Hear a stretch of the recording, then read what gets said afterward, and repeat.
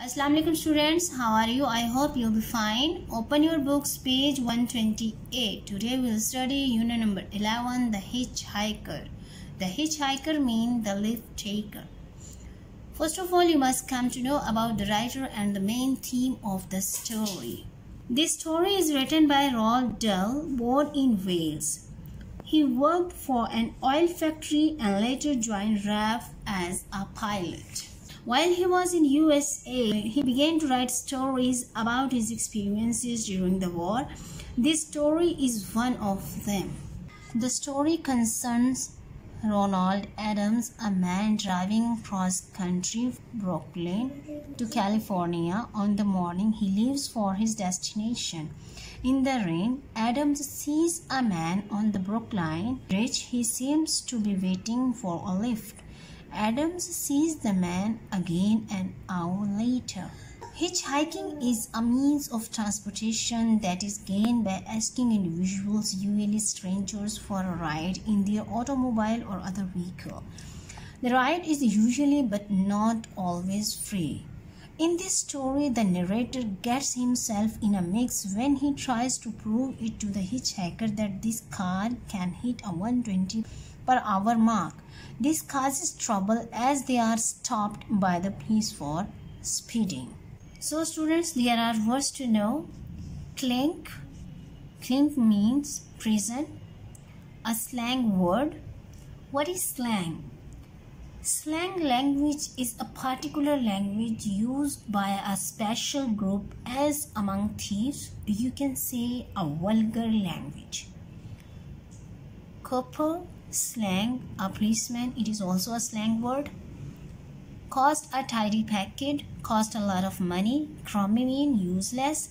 Despise, hate, feel scorn for. Dual carriageway, two roads side by side, each for one-way traffic. 18 carat, carat is a measure of a purity of gold, pure gold being 24 carat. Elegant, graceful. Fished means searched about for. Flabbergasted, astonished, greatly surprised. Flat out, at top speed. For a spell, for a period of time. Governor, it's also a slang word used instead of sir or for one's employer or even for one's father. Lousy, lousy means disgustingly bad. Nick, it's also a slang word, means steal.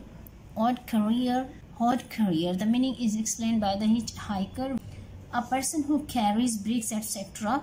upstairs. Open her up, let the car go at top speed. Sit tight and keep mum, sit still and keep quiet. Solemnly, seriously, with dignity and ceremony. Solicitor, a lawyer, that's torn it, this action is going to cause trouble. Vulgar, impolite, rude, dirty. Hopping, big, hefty. The narrator of the story is the writer himself. In the whole story, he addresses to the hitchhiker.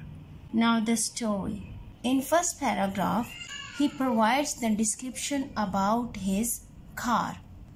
I had a new car. It was an exciting toy, a big BMW 3.3 Li long wheelbase, fuel injection. It had a top speed of 1 to 9 meters per hour and terrific acceleration. The body was pale blue, the seats inside were darker blue and they were made of genuine soft leather. The windows were electrically operated and so was the sunroof. The powerful engine growled and grunted impatiently at slow speeds, but at 60 miles an hour it began to purr with pleasure. Growled, grunted, and purr are the kinds of sounds. I was driving up to London by myself. It was a lovely June day. I was whispering along at 70 miles an hour. Leaning back comfortably in my seat ahead of me, I saw a man thumping a lift. I brought the car to a stop beside him. I always stopped for hitchhikers. I knew just how it used to feel to be standing on the side of a country road watching the cars go by. I hated the drivers for pretending they didn't see me, especially the ones in big cars with 3 empty seats. The hitchhiker said, "Going to London, Governor?" "Yes," I said. "Jump in." He got in and I drove on. He was a small, ratty-faced, means rat-like face, man with grey teeth. His eyes were dark and quick and clever like a rat's eyes, and his ears were slightly pointed at the top. He had a cloth cap on his head and he was wearing a greyish-coloured jacket with enormous pockets. Enormous means extraordinarily large. "What part of London are you headed for?" I asked him. "I'm going right through London," he said. "I'm going to Epsom for the races." Epsom, name of the place situated near the East England. "I wish I were going with you," I said. "I love betting on horses." "I never bet on horses," he said. "I don't even watch him run. That's a stupid, silly business." "Then why do you go?" I asked.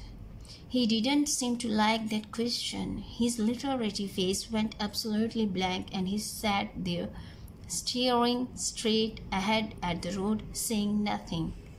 "I expect you help to work the betting machines or something like that," I said. "That's even sillier," he answered. "Any fool could do that." There was a long silence. I decided not to question him anymore. I remembered how irritated I used to get in my hitchhiking days when drivers kept asking me questions. I used to hate it.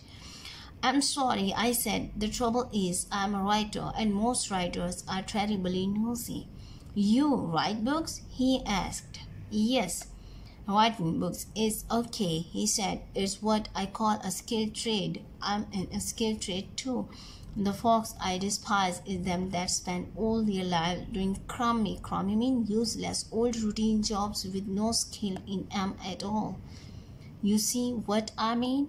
"What makes you think that I'm any good at my job?" I asked. "And there's an awful lot of bad writers around. You would be driving about in a car like this if you were no good at it," he answered.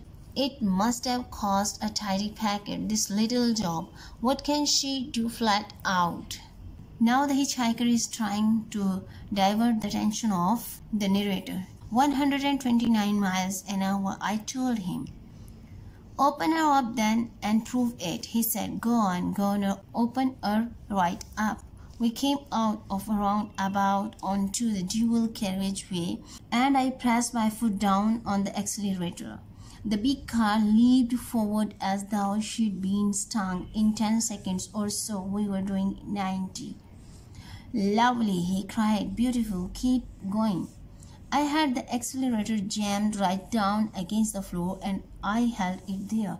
100, he shouted. 110, 115. "Go on, don't slack me loose off. Go on, get her up to 129. At that moment, I heard the scream of a police siren, and then a policeman on a motorcycle loomed up alongside us on the inside lane and went past us and raised a hand for us to stop. "Oh, my sainted aunt," I said, "that's torn it." The policeman must have been doing about 130 when he passed us, and he took plenty of time slowing down. Finally, he pulled into the side of the road, and I pulled in behind him. The policeman got off in the motorcycle and leaned the machine sideways on to its prop stand. Then he took off his gloves and placed them carefully on the seat. He was in no hurry now. He had us where he wanted us, and he knew it. "This is real trouble," I said. "I don't like it one bit. Don't talk to him any more than is necessary." "You understand," my companion said. "Just sit tight and keep mum." Like an executioner approaching his victim, the policeman came strolling slowly towards us. We sat there like guilty schoolboys waiting for him to arrive. "Watch out for this man," my passenger whispered. "He looks mean as the devil." The policeman came round to my open window and placed one meaty hand on the sill. "What's the hurry?" he said. "No hurry, officer," I answered. "In that case," he said, "you got yourself into a nasty mess. Haven't you? Do you know what the speed limit is in this country? 70, I said. And do you mind telling me exactly what speed you were doing just now? I shrugged and didn't say anything. When he spoke next, he raised his voice so loud and I jumped. 120 miles per hour. He barked. That's 50 miles an hour over the limit. He turned his head and stared hard at my passenger. And who are you? He asked sharply. Am I done something wrong? My passenger asked. His voice was as soft and oily as a hair cream. That's more than likely, the policeman answered. Anyway, you are a witness. I'll deal with you in a minute. Driving license, he snapped, holding out his hand. Snap means the act of catching an object. I gave him my driving license. He unbuttoned the left-hand breast pocket of his tunic, a loose-fitting cloak, and brought out the dreaded book. Dreaded means fearful expectation of tickets. Carefully, he copied the name and address from my license. Then he gave it back to me. He strolled round to the front of the car and read the number from the number plate and wrote that down as well. He filled in the date, the time, and the details of my offense.